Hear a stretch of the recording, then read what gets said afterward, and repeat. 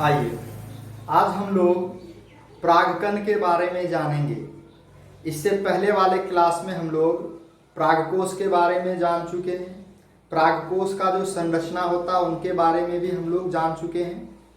आज हम लोगों को उस परागकोश के अंदर में जो आपका परागकण उपस्थित होता है उसी परागकण की संरचना के बारे में जानना है। लिखा गया है परागकण, जिसको हम लोग इंग्लिश में पोलन ग्रेन्स के नाम से जानते हैं।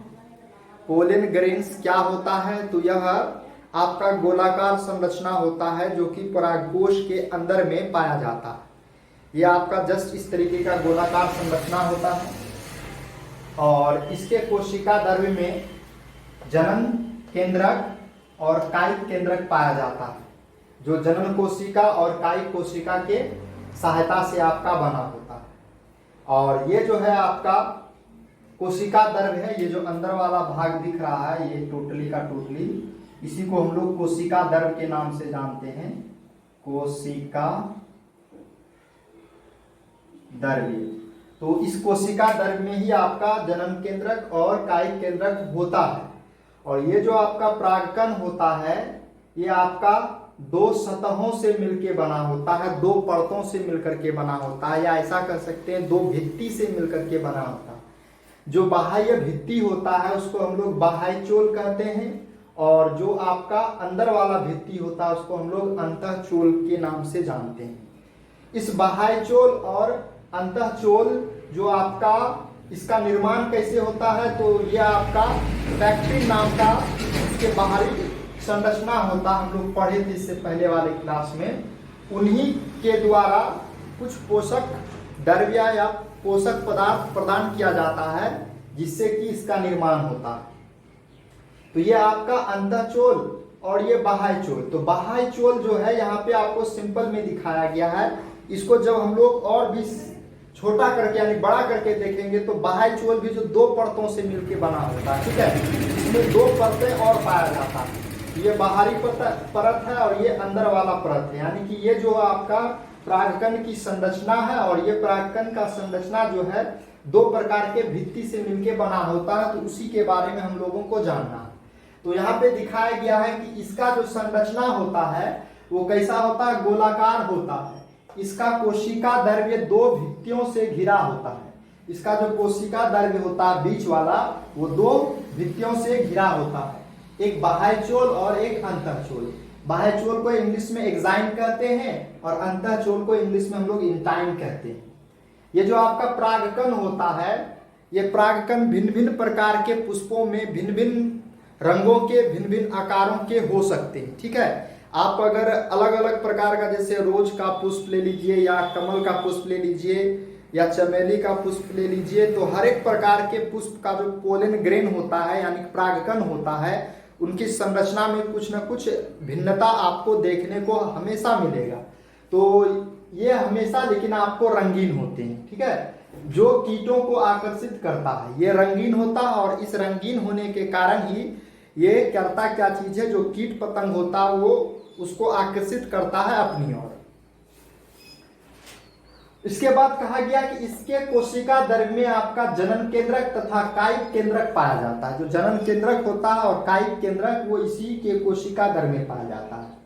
अब बताया गया है ये आपका बाह्य चोल। तो बाह्य चोल क्या है? तो यह एस्पोरोपोलेनिन नामक पदार्थ से बना होता है, ठीक है। या नामक पदार्थ, यहाँ पे पदार्थ आपका लिख दीजिएगा, पदार्थ से बनी मोटी भित्ति होती है, बहुत ही मोटी भित्ति होती है जो इसको सुरक्षा प्रदान करता है।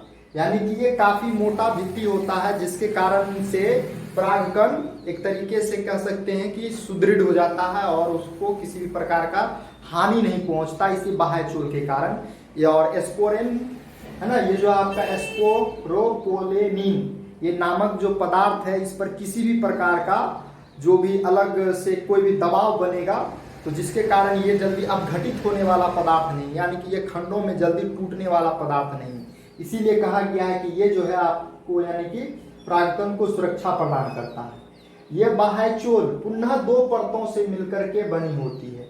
एक आपका एक्ट एक्साइन के नाम से जाना जाता है और दूसरा एंड एक्साइन के नाम से जाना जाता है। इन दोनों परतों की, यानी कि जब हम लोग इसको और बड़ा करके देखेंगे, इस प्रकार का 2 परत आपको इसी में मिलेगा। आपको किसमें? ये बाह्य चोल में ही आपका ये वाला जो भित्ति है, बाह्य भित्ति, उसी में आपको ये दोनों प्रकार का परत मिल जाएगा। उसके बाद ये जो अंतः चोल है, यह बाह्य चोल के अंदर स्थित होता है और यह जो है पैक्टिन तथा सेलुलोज नामक पदार्थों से बना होता है। पैक्टिन और सेलुलोज नामक पदार्थ से अंतः चोल का निर्माण होता है। फिर बताया गया है कि जनन छिद्र, यानी कि जनन छिद्र क्या होता है? ये जो परागकण है, गोलाकार संरचना होता है, तो उसमें आपका भिन्न भिन्न जगहों पर छिद्र का छोटा छोटा छिद्र कहीं कहीं पाया जाता है आपका। तो ये छिद्र जो है आपका किस नाम से जाना जाता है? जनन छिद्र के नाम से जाना जाता है। तो वही लिखा गया है। बाह्य चोल में कई छिद्र होते हैं। जो बाह्य चोल है जिसे जनन छिद्र कहते हैं, और इसमें एंजाइमी प्रोटीन पाया जाता है। इसमें भिन्न भिन्न प्रकार का एंजाइमी प्रोटीन पाया जाता है जो इसे एक तरीके से पोषण प्रदान करता है। ये जो आपका परागकण होता है, यह परागकण पोषक पदार्थों से भरपूर होता है। इस परागकण में काफी ज्यादा मात्रा में पोषक पदार्थ होते हैं। पोषक पदार्थ यानी कि जो पोषक पदार्थ हम लोग आहार के रूप में ग्रहण करते हैं, यानी कि प्रोटीन, विटामिन्स, मिनरल्स, ये सभी पोषक पदार्थ जो है इसी परागकण में पाया जाता है, जिसके कारण मनुष्य इसे पराग गोलियों के रूप में तथा पराग सिरप के रूप में प्रयोग करता है अपने आप को यानी कि महत्वपूर्ण पोषक पदार्थ प्रदान करने के लिए।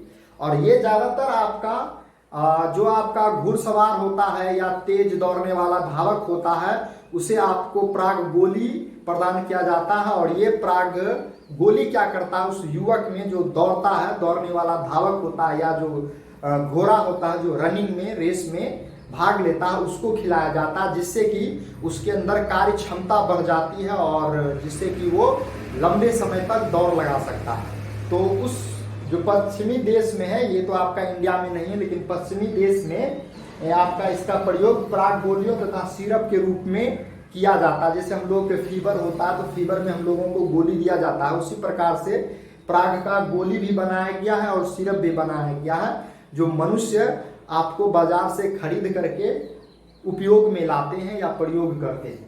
इस तरीके से हम लोग क्या जान लिए कि परागकण क्या होता है और परागकण का संरचना क्या होता है, हम लोग इसके बारे में जान लिए।